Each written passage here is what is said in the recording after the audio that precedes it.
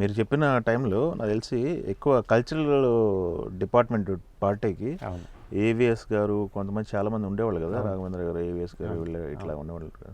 AVS గారు అని topic వస్తే మర్చిపోయాను, మీతో పాటు వర్క్ చేసిన వాళ్ళు చాలామంది ఈ టైంలో ఇప్పుడు మనం తలుచుకుంటున్నాం, బట్ వాళ్ళు ఫిజికల్గా లేరు. ఆ జ్ఞాపకాలన్నీ గుర్తు తెస్తే వాళ్ళతో ఉన్న మెమరీస్ గురించి చెప్పమంటే ఏం చెప్తారు సార్? ఎందుకంటే చాలామంది మీరంతా కలిపి ఒక 30-40 మంది ఉండేవాళ్ళు కదా. 160 మంది కమెడియన్స్ ఉన్నారు. ఎక్కువ మంది కమెడియన్స్ ఉన్న ఇండస్ట్రీ తెలుగు. 160 మందే. ఒక సినిమా అయితే మినిమం 12-13 మంది ఉండేవాళ్ళు. చిన్న పెద్ద అంటే పెద్ద ఆయన దగ్గర నుంచి బ్రహ్మానందం గారి దగ్గర నుంచి నా వరకు అనుకో అందరు. కానీ ఆ స్టేటస్లు, రెమ్యునరేషన్లు, క్యారెక్టర్స్ దూరమేమో కానీ మనుషులుగా చాలా దగ్గరగా ఉండేవాళ్ళం. లంచ్ అవర్లో బాగా దగ్గరగా ఉండేవాళ్ళం. ఇప్పుడు కోటగారి ఇంటి దగ్గర నుంచి క్యారేజ్ వచ్చిందంటే భోజనం చేసిన తర్వాత కూడా ఒక ముద్ద తినాలనిపిస్తుంది, అంత టేస్ట్ఫుల్గా ఉంటుంది. ఓకే. బ్రహ్మానందం గారి ఇంటి దగ్గర నుంచి పెరుగు వచ్చిందంటే అసలు ఆ పెరుగు గురించే వెయిట్ చేస్తాం. అదే వేణుమాధవ్ అలా చేసేవాడు.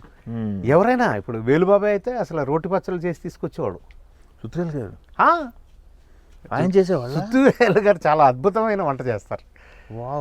అలాగే ఎల్బి శ్రీరామ్ గారు కానీ ఎవరైనా, మన రాజపల్లి గారు కానీ, ఇంకా ఎవరైనా తీసుకోండి, మనకి కృష్ణ భగవాన్ కానీ, రఘుబాబు కానీ, గిరిబాబు గారు కానీ, ఏమున్నా అందరు కలిసి భోజనం చేయటం అనేది అది ఇప్పటికీ ఉందా? మిస్ అవ్వట్లేదు ఇప్పటికీ.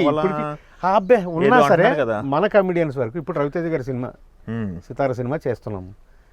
ఇప్పుడు అజయ్ ఘోష్ దగ్గర నుంచి హైపరాది కానీ, ప్రవీణ్ కానీ, నేను కానీ అందరూ కలిసే భోజనం చేస్తాం.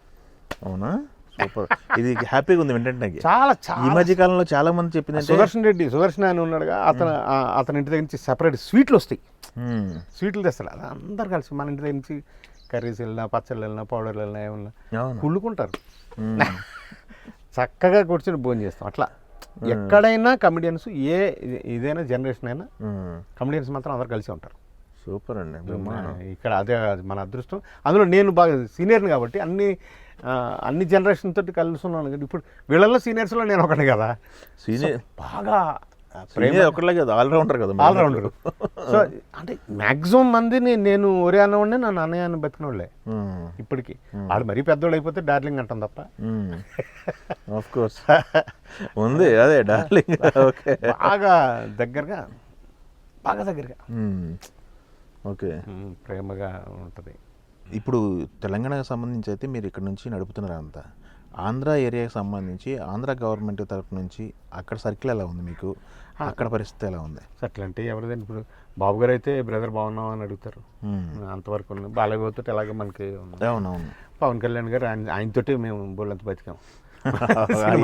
అవునవును. కాబట్టి అసలు మనకి అట్లా ఈ ఇబ్బంది ఏం లేదు. ఎక్కడైనా తెలుగుదేశం పార్టీకి 25 సంవత్సరాలు పనిచేశాను నేను. పెద్ద ఇంత ఫైల్ ఉంది నాది, ఫోటోగ్రాఫ్స్, కవరేజెస్ అని. అప్పుడంతా ఉమ్మడి రాష్ట్రంలో. ఇప్పుడు టీఆర్ఎస్లో ఉన్న నాయకులు కానీ చాలామందికి వాళ్ళ క్యాంపెయిన్కి వెళ్ళి పనిచేసి వచ్చినా నేను.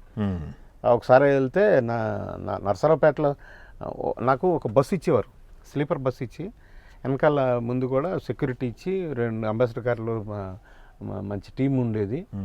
ఆర్టిస్టులను కోఆర్డినేట్ చేసి వాళ్ళని అక్కడ చేసి నేను అంతా మోటివేట్ చేసుకుంటా బాగా పనిచేసేవాడిని ఇంట్రెస్ట్గా. ఎలక్షన్ అయిపోయిన తర్వాత, రిజల్ట్స్ వచ్చిన తర్వాత ఆ రోజు నైట్ డిన్నర్లో కూడా నన్ను పిలిచేవాళ్ళు కాదు వాళ్ళు. అయినా నాకు కావాల్సింది మనం సర్వీస్ చేయటం. అంటే అదంతా ఆ అకౌంట్ అంతా కూడా ఇంకో మమ్మల్ని తీసుకెళ్ళి పెద్దవాళ్ళు ఎవరు అకౌంట్లోనే వెళ్ళిపోతుందిగా. అంతే. బట్ 100% ఆ పెద్దవాళ్ళ బాబు గారు నన్ను ఏం బ్రదర్ బాగున్నామని భుజమే చేస్తాడు. ఆయన సీఎంగా ఉన్నప్పుడు ఒంటి మీద కూడా చేసి మాట్లాడుకున్నాను. దగ్గర రానివారు కదా. బట్ ఆ గుర్తింపు ఉంది, నాకు ఆ సంతృప్తి ఉంది చాలు. వాళ్ళ దగ్గర నేనేం ఎక్స్పెక్ట్ చేయట్లా. ఇప్పుడు మనం సైతం ఉంది, ఏమైనా కావాలంటే వెళ్ళిపోగలుగుతాను, నేను ఎక్కడికైనా వెళ్ళిపోగలుగుతాను, చేయగలుగుతాను.